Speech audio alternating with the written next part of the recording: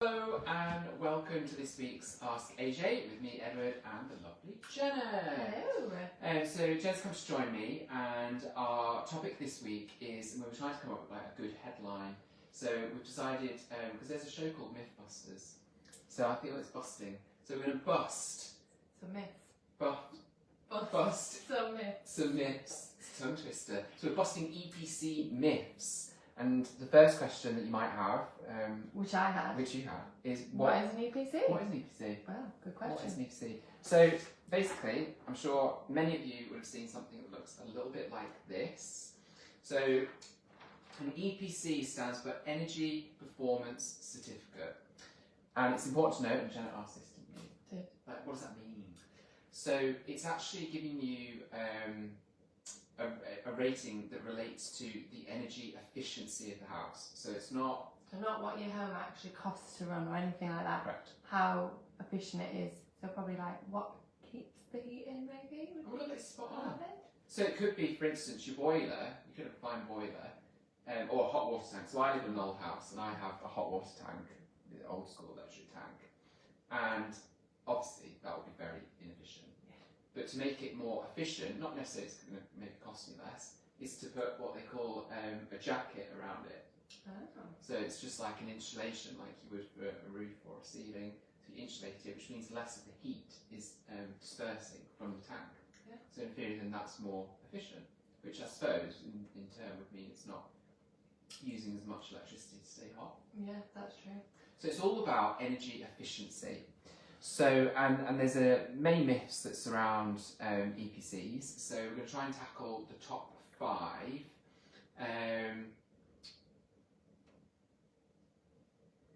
Where to start? So myth number 1. So would you say, Jenna, from your experience, and Jenna's been fashion designer for a long time, if you had a poor EPC rating, is it going to stop you selling your house?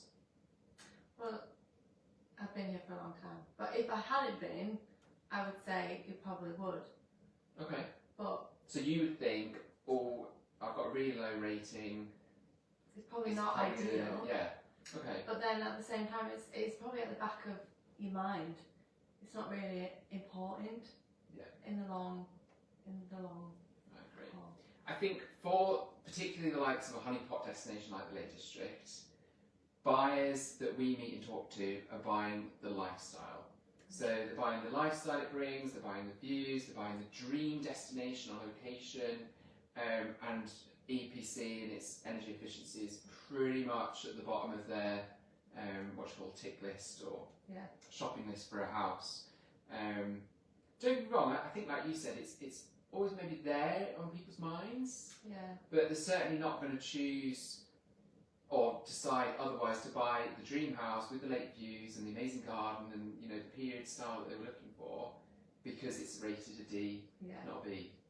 Because that, in theory, that they can improve that once they've got it. Yeah. If they really want to, that's up to them. I mean, I've conducted, I can't think how many viewings over the 7 years that I've been here. I could probably put on one hand how many people on a viewing have said, what's the EPC rating? Don't be wrong, It would never be a question I would ask. Do you know what I get asked more though about this kind of thing is where is the boiler? People love to know where it is. But they very rarely will ask, is it efficient? Has it got a jacket on or anything like that? Yeah. So anyway, short answer to that myth of a poor EPC means I can't sell my house is no. You definitely can sell your house, and we've sold many, many homes rated D, E, F and beyond. So that's that myth busted. Myth 2, have to carry out the recommendations. What are the recommendations? So recommendations could be, and I've got this lovely example here, it could be install double glazing. It could be add cavity wall insulation. What else have they got here? Install programmable room thermostats. And then there's other things about LED lighting. But at the end of the day, they're just recommendations. Yeah, and that's the You important don't have to do it. Yeah, so you don't have to do it. It's purely recommendations. I mean, they're good to know. Yeah. If you do want to get one done for your own house, and it might not even be that you're thinking of selling. You might just be interested in how can I, make it a bit more efficient. But they are just recommendations. You don't have to do it. which is particularly important if you're at the stage of selling your house. Don't think you've had your EPC report done, and God, now I've got to go ahead and arrange to get all these recommendations done. You do not. It's purely just there as a recommendation. So that's myth number 2. So no, you don't have to. Myth 3. A new boiler automatically gives me a really good EPC rating. Wah, wah. It's not true at all. It would help. Yeah. There's no denying that, but EPC is a lot of different things. Yeah. And that is one aspect of it. Yeah. So. Correct. So there's many factors. Like I just said there, they'll look at wall insulation, the roof, the flooring, windows, obviously the heating, like the boiler. They look at lighting, what the building's actually constructed from, all sorts of things. So yeah, a really good boiler is great, but it's just one element that is being reviewed. So it helps, but is only one factor. Myth 4. EPC tells me exactly what my energy bills would be. Wouldn't that be nice? That'd be really nice, wouldn't it? If you knew exactly. If you could say, oh, this is rated a D, and you're going to pay this much. Yeah. It's never going to happen. Correct. So you probably guessed the answer to that myth is no. So really, it's just based on assumptions, not how you actually live in the property. Because also, but you could also have a 2-bedroom house with a D and a 7-bedroom house with a D. So that's a very big difference on what you're going to pay energy-wise. Yeah. Or in the same house, what's the difference between like you and me? Well, you don't like heating and I do. Well, there is that, but I was going to say, Jenna's got 2 kids, I don't. Yeah. I So like to you- keep the house quite warm for Yeah. them. But they've probably got more things on and gadgets and things that you're doing. Yeah. I don't know, like maybe in the house more. I don't know. But everybody lives and Very different lives. different lives. So it definitely will not give you Any indication. anything of costs. But for when you're selling a house, it's good to have that information. That is something we do get asked a lot. Is what are the kind of estimated running costs? So a simple way I would do that is just take a couple of months from the winter, a couple of months from the summer, and then just work out the average from the two in terms of your electric, gas, etc. And then provide that to your agent to have on hand.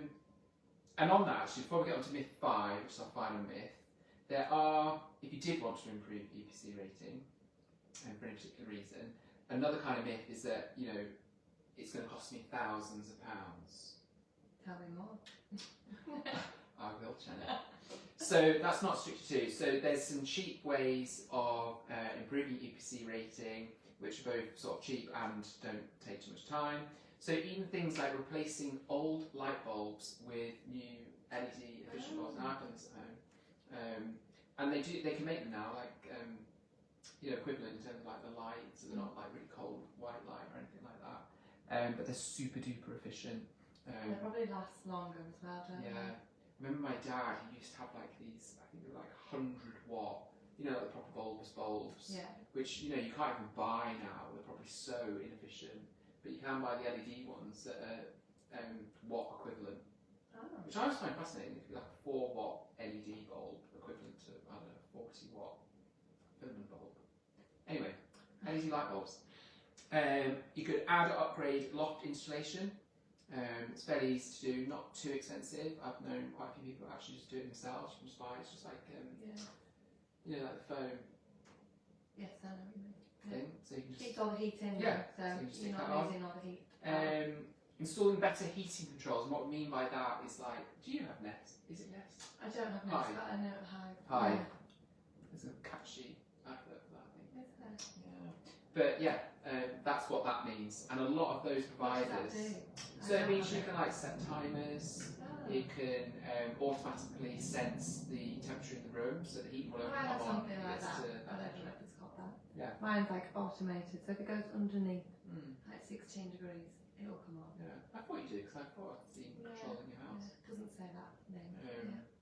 But yeah, so it's more. It's what's the word? A bit more technical way of controlling your heating. So rather than just blasting it all the way on or turning it off completely, it'll keep it at a constant temperature. What else we got? We mentioned this earlier. So adding a hot water tank cylinder jacket. That's what they call it, cylinder jacket. and you can just buy those online, not too expensive, and that'll make it more efficient.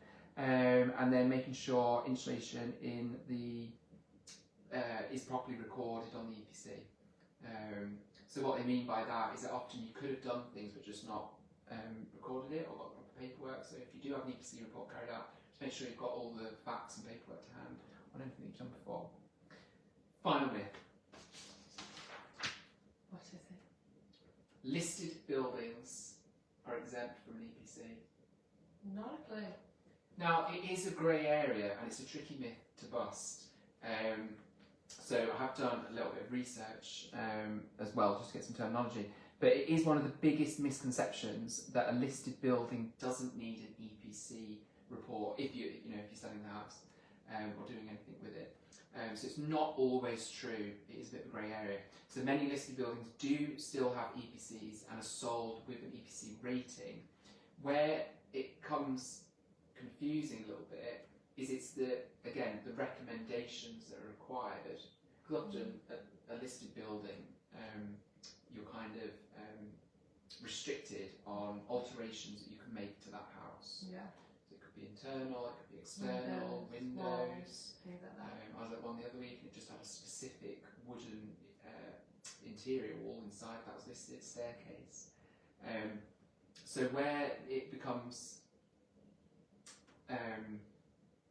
related to the EPC is if any of these recommendations that you get on your report would unacceptably alter the house or impact anything that's listed or related to the listing. Right. So that's where it comes in. So if you're selling a listed property, don't automatically assume you won't need an EPC. We do advise that you get advice first, but it's more likely or not going to be that you need one as part of the conveyancing process. Yeah. And that's actually, we should have gone back actually to the beginning. So the point of this chat is that when selling a house, you need an EPC report. Yes, you do. So you've got to have one as part of the conveyancing process. That goes to the solicitor. I think we've recently had one come on that hasn't been sold for 60 odd years, so it didn't actually have one. Yeah. So most houses do have one. The majority of homes that we bring to market have one. Yeah. If you don't, they're not that expensive to arrange. They're probably anyway, it obviously depends on the size of the house. It could be anything from sort of £50 up to £150. Is probably the average. They don't take that long. Again, it depends on the size of the house, but a surveyor will probably go in for a couple of hours and assess things. And again, they don't take long to get back either. But you do have to have one, which again, with the listed building, the assumption that if it was listed you didn't, isn't always true.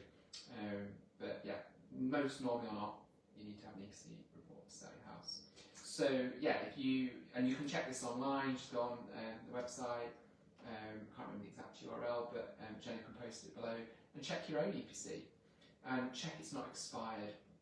So that's the other thing, it's not a myth as such, but it's to know that they do expire. Remember how long they last for? No. Guess? 10? Well, there we go, spot on. 10 years? So they are, they last for 10 years. So if you got it done today, you would have to, it'd be valid for 10 years from today. I'm going to ask you a question you might not know the answer to. If you're renting a house, who's responsible? Is the owners of the house responsible of getting the new EPC? Yeah. And then there's some other rules and regulations around rentals and that kind of thing, which we'll probably get the lovely Emma from Lettings by AJ on another future Ask AJ to be specific on that. But yeah, for today I hope that's helped and given some advice on busting the 5 top EPC myths. I really enjoyed it. Yeah, thanks Jenna Thanks, for Emma. coming on. And yeah, we look forward to seeing you next week. If you've got a home that you're looking to sell, and whether it's a period property or a brand new one, whether it's an EPC rating F or A, do get in touch. We'd love just to have a chat with you. The best number to reach us on is 015 394 888 11. But for now, we will see you next week. Bye.